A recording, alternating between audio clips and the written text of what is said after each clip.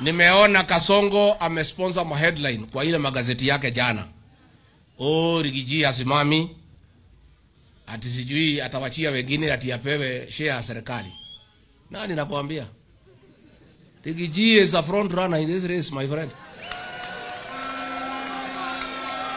Rigiji, what I need to do is to persuade my colleagues that I have the numbers, I have the mobilization capacity, I can marshal enough resources, I have enough inspiration, I have enough messaging capacity to defeat William Ruto. I'll persuade my colleagues to make me the flag bearer. In case I don't persuade them, and they persuade me that another Kenyan can do it, I'll sacrifice. I will. But hiyo gazeti muliona, hiyo ni gazeti ya Kasongo.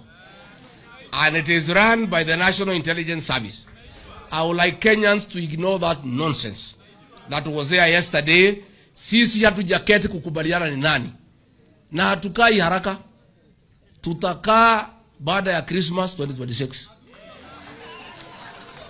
For the time being, our single presidential candidate for now is Ruto must go. And our plan for now is one term. So nobody, we have never sat down and we are not in a hurry. What we have agreed, kila kiongozi ajitolee aende asukume pahali ako na ushawishi. We have agreed that every leader to go and mobilize your supporters ya kupeleka Kasongo nyumbani. When we have completed mobilizing the whole country that Ruto must go, then we shall sit down and ask ourselves, hii watu yote tumemobilize kufukuza Ruto, nani ataongoza hawa?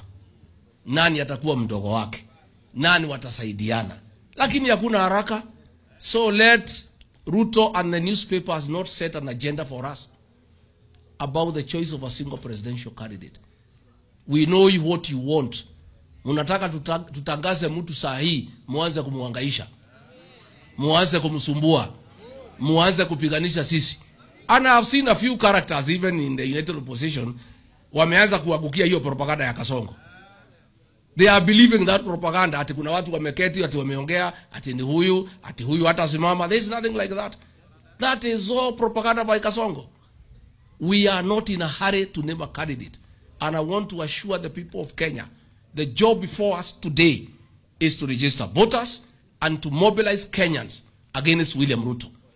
When we have completed that exercise in December 2026, we'll sit down and ask all these Kenyans who want William Ruto to go, since he must be replaced by somebody, who will be that person? Sindio?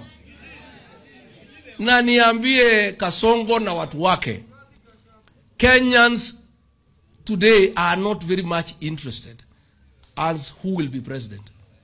Kenyans are interested today that William Ruto should go home. That is what has been agreed on, isn't it?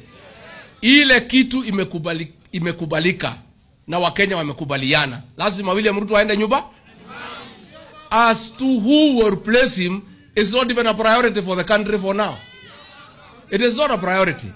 That one we shall agree much later, huko December after Christmas, hapo 28, 29, ndio tukienda mwaka mpya ya 2027, before midnight, tuambie Wakenya, tukiamkia kesho, flag bearer wetu ni fulani.